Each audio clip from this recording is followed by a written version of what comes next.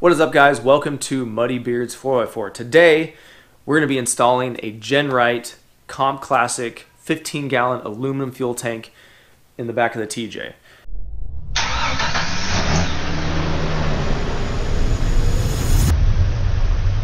Now, I've been wanting one of these tanks for a very long time, but they are very expensive. And by very expensive, I mean this tank is $1,300. So yeah, kind of a big deal. Really expensive. Luckily, my friend Nate from Dirt Lifestyle, he was getting rid of one because he has that little TDI diesel in there and it just sips fuel and he doesn't need 15 gallons of fuel. So he's switching to a much smaller tank and hooked me up with a good deal on it, so I couldn't pass it up. So now with this upgrade that I'm doing today, I will be able to stretch my rear axle, do my long arm, do my coilovers, redo all of my rear suspension. This is just the first step in redoing all of that. You're gonna have to do upgrades before you can even think about doing this. One, you're modifying your exhaust. Pretty much everything from the muffler back's got to be cut out and get it custom done. Luckily, mine has already been redone multiple times and it fits perfectly in there already. Number two, you have to have a body lift. So I have a 1-inch body lift, 1-inch motor mount lift that I've had in forever. So check, I already got that done.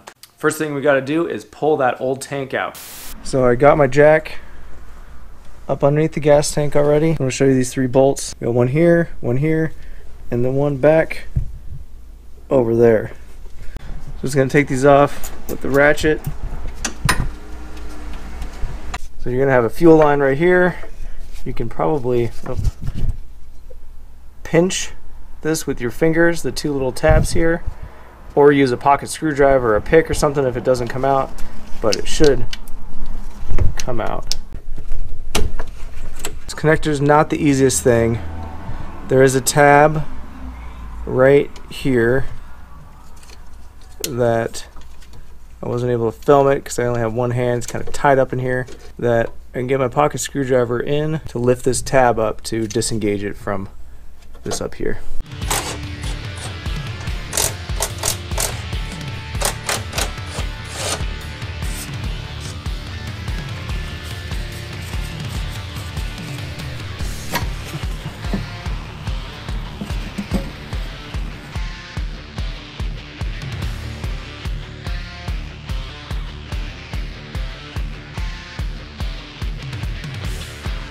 Okay guys, check this out. This is the difference.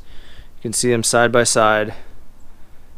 The aluminum one obviously on the left, and it's actually got an aluminum skid plate on this one. This is kind of a unique one. I don't know if they make those anymore. It's a little bit older fuel tank from GenRight. I think they still do. I don't know. Leave in the comments if you know. I don't really know. But it's a direct bolt in, except for I'm gonna have to modify, drill a hole in my frame and mount these bad boys here, because you can see here it has these 3 basically studs and nuts that attach it on the front side of it. But you can see the difference. You know, the clearance to the tank, I mean, is about 13 inches, and on here, clearance to the rear axle, I mean, is about 17.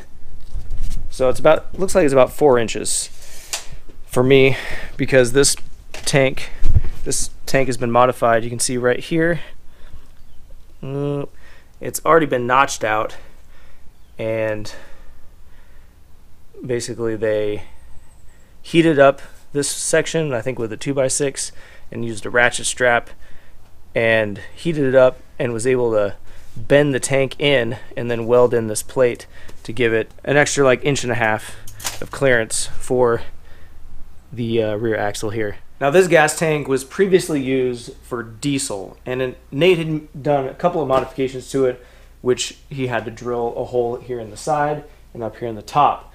So I have this thing all cleaned up. I have the fittings he had in there taken out, cleaned up the silicone that was on there, and making sure they're using a fuel resistant sealant. I'm going to use basically just these big washers and locking nuts, and I'm going to assemble it and squish it in there with the sealant, and hopefully it will not leak. And I'm also going to assemble it with this plastic locking nut on the top, because if fuel sloshes around onto this locking part, it might, you know, eat away at that plastic and cause it to possibly come loose.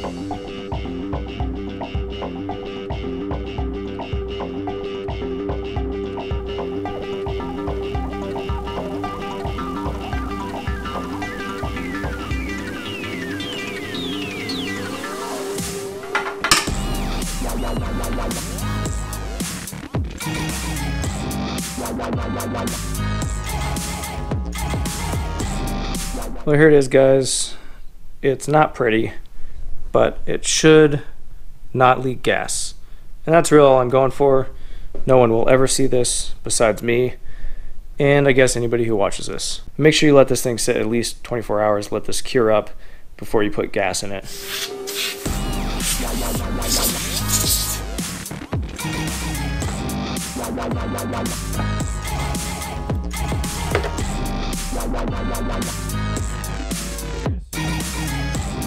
Since my fuel gauge has been reading full pretty much for the last couple weeks, I'm going to check the fuel sending unit to make sure that it's actually reading properly. Okay, so we got it here.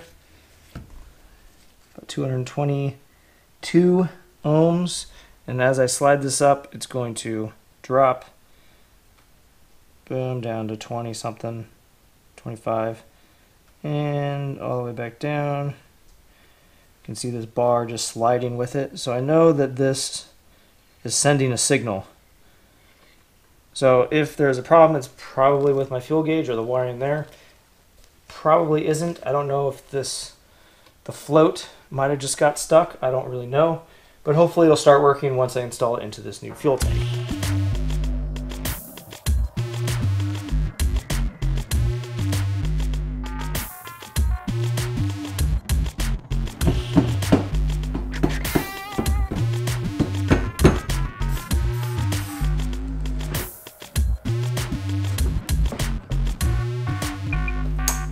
Now that I have the sending unit and the pump, everything installed, I will put it up in there and measure where my holes are and drill the holes. Right here, I used a 90-degree pick and I scribed the hole from the inside, so I knew where my mounting holes need to be.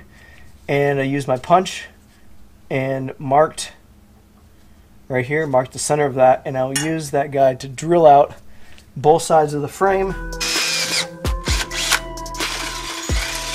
I have my holes drilled out in the frame, and I did realize it's probably going to help me out. I have these, I think they're the upper control arm mount original little retainer nuts that actually fits perfectly the bolt that I'm going to be using. This is going to go up into the frame on the inside, like right here. Frame will be smashed in between here, and this will go in here just like this.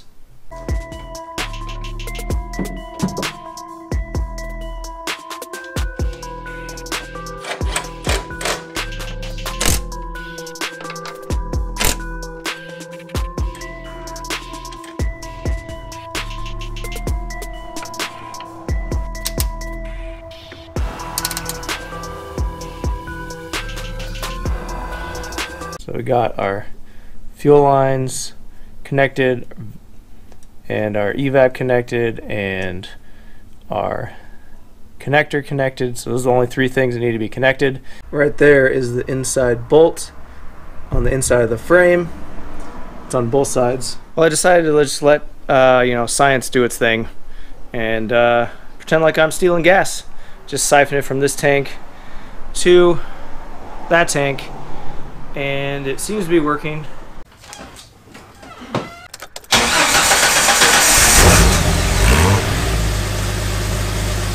There's a couple things I want to note before I wrap this video up. This tank is giving me 1 inch of extra ground clearance at its lowest point. And it's also kind of angled up, so the departure angle is much better, giving me 2 more inches of clearance at the very end of the tank. The website says this tank gives you 7 inches of stretch with a Dana 44. I have a Ford 8.8 with a big aftermarket diff cover on it, which I would say is probably comparable to a Dana 44 in size. But the unfortunate thing I realized as I installed this, that the 8.8, the pumpkin is offset a few inches to the passenger side, which I'm not able to utilize the center cutout of the tank like I had hoped to. So I can only move the tank, the axle back about 2.5 inches the way it sits right now. Which, if I end up switching over to another axle, build a 9-inch or something like that, where the pumpkin is centered, I can move it back a total of about 4 inches is what it looks like right now. Like I said before, the website says 7 inches. I have already stretched the rear end as much as I can with the factory kind of set up in short arms with my adjustable control arms, with the track bar and everything. So I don't know exactly how far back I've moved it, but I'd say it's maybe 1.5 inches or 2 inches. So that gives me about that 7 inches that they're claiming. So, you know, I believe that. Well, that about wraps it up. Thanks guys for watching. Really appreciate it. Make sure you hit that subscribe button, like the video, leave me some comments about what you think, and make sure you check us out on Instagram and Facebook. We also have a link in our description. You can buy some merchandise. Well, not this one. I thought I was wearing a Muddybeard shirt. Oops. You can buy some Muddybeard shirts, some stickers, and other stuff on our website. Make sure you click that, and we will see you guys on the trail.